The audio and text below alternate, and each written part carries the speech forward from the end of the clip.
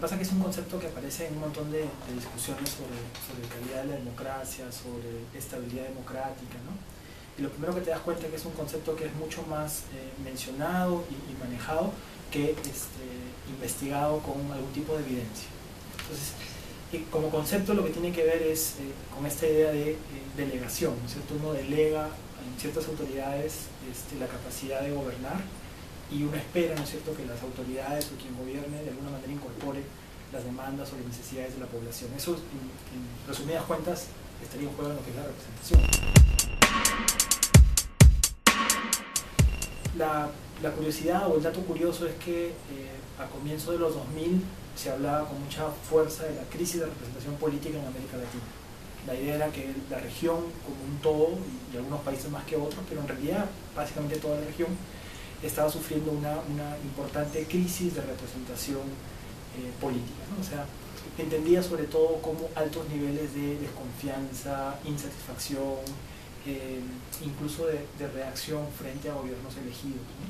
Lo que uno observa si uno empieza a hacer el seguimiento de lo poco que se trabajó empíricamente, ¿no es cierto?, en una serie de preguntas, sobre todo de cuestionarios de opinión pública, uno empieza a darse cuenta que esta crisis de alguna manera se ha resuelto en varios países. Es decir, los indicadores de representación política han mejorado, y han mejorado sobre todo en todos estos países que son considerados como regímenes populistas, como Venezuela, Ecuador, Bolivia, ¿no? Entonces es una primera cosa que me llama poderosamente la atención, esta idea del itinerario de lo que ha venido pasando con la representación política, de un contexto de mucha preocupación a una constatación de mejoras en la manera como los ciudadanos se sienten representados por sus gobiernos. Y en los dos países donde es menos notoria la recuperación de los estándares de representación política es en Colombia y en Perú. Curiosamente, países donde los gobiernos han sido tradicionalmente más de centro, más de derecha o conservadores, ¿no? Ahora, ¿a dónde te lleva esta discusión? A mí, a la fecha, me lleva la sensación de que hay una especie de dos cosas que es bien difícil de conseguir juntas, ¿no? Uno quisiera que las democracias sean estables, que funcionen, ¿no es cierto?, que no tengan tantos sobresaltos, ¿no? Pero lo que tienes es que, sobre todo en estos países que de alguna manera podrían ser considerados como políticamente menos estables, porque de alguna manera se han reconfigurado una serie de procesos políticos, ¿no? Y alguna gente consideraría con algún rasgo de carácter autoritario, populismo, es donde la gente se siente más representada por su gobierno.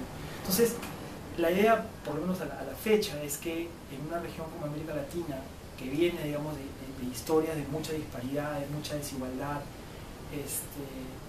diera la impresión que no hay forma de cerrar la brecha entre gobierno y gobernado, sino es a través de una serie de políticas que eventualmente no solamente acerquen al Estado, sino que eventualmente también se pasen por alto algunas normas o procedimientos democráticos básicos. Para ponerte solo un ejemplo, es lo que ha pasado en Venezuela el último domingo. O sea, la discusión es, si tú fueras venezolano, ¿por quién votarías? Y depende pues dónde te ubicas, ¿no? Entonces la gente que siente que ese régimen, que es considerado autoritarismo competitivo o no democrático, sin embargo lo sienten como mucho más cercano, como mucho más preocupado por la gente, recibe el nivel electoral de apoyo que tiene. Y para otra gente que diera la impresión que tiene más resueltas o relativamente mejor resueltas sus necesidades o sus demandas históricas, la preocupación va más por el lado de ponerle más coto al gobierno, sacar a Chávez del gobierno. Sobre todo alrededor de este gobierno, ¿no?, que supuestamente entraba siendo un gobierno que se alineaba más en la onda de Bolivia, Ecuador, Venezuela, ¿no? Pero que sin embargo decide finalmente apostar por la estabilidad macroeconómica y la moderación, ¿no es cierto? Yo creo que lo que vas a tener es que probablemente en términos políticos va a ser mucho más estable, pero de nuevo, ¿no?, los indicadores que a la fecha han sido usados, ¿no es cierto?, para medir el grado como la gente se siente representada por su gobierno, no se van a recuperar como se han recuperado en otros países. De ahí que tenga mucho sentido esto que alguna gente le ha sugerido al gobierno de que necesita un componente populista, ¿no? Necesita un componente populista en el sentido de un discurso que sea, digamos, que enuncie cierta preocupación por las demandas más sentidas en este momento, pero también con acciones de alguna manera simbólicas, ¿no?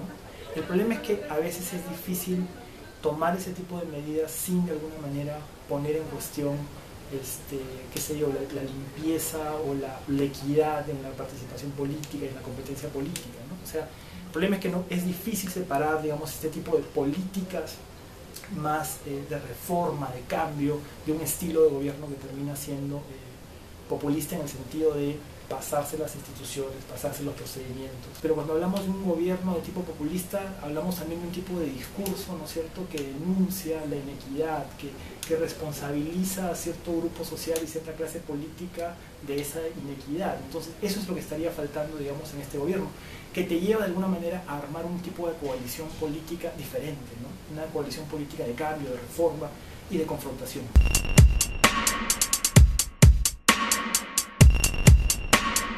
Definitivamente tiene que ver con esta idea de, yo creo que la mayoría de este país, porque es un tema, yo creo que de mayorías y minorías en algún sentido, ¿no? Este tipo de discursos populistas lo que va a apelar es a un gran sector de la población. Por lo tanto, digamos de nuevo, ¿no?, estos indicadores de cuántos se ven representados en el gobierno, cuántos se sienten, cuánta confianza tienen las autoridades, mejorarían, ¿no? La idea de llevarlo a cabo desde este tipo de políticas más populistas es una especie de solución rápida, ¿no es cierto? O sea, los indicadores van a empezar a subir. Yo personalmente apostaría por un modelo más gradual en que poco a poco, ¿no es cierto?, con algún tipo de recambio a nivel del gobierno, con algún tipo de gobierno que se atreva a hacer de cosas diferentes, paulatinamente puedan ir mejorando o cerrándose las brechas entre gobierno y gobernados. Ahora, un último tema que me parece central es que no es un tema solo latinoamericano, y es otra cosa que es importante. O sea, a nivel mundial la gente se siente mucho menos representada por sus gobiernos.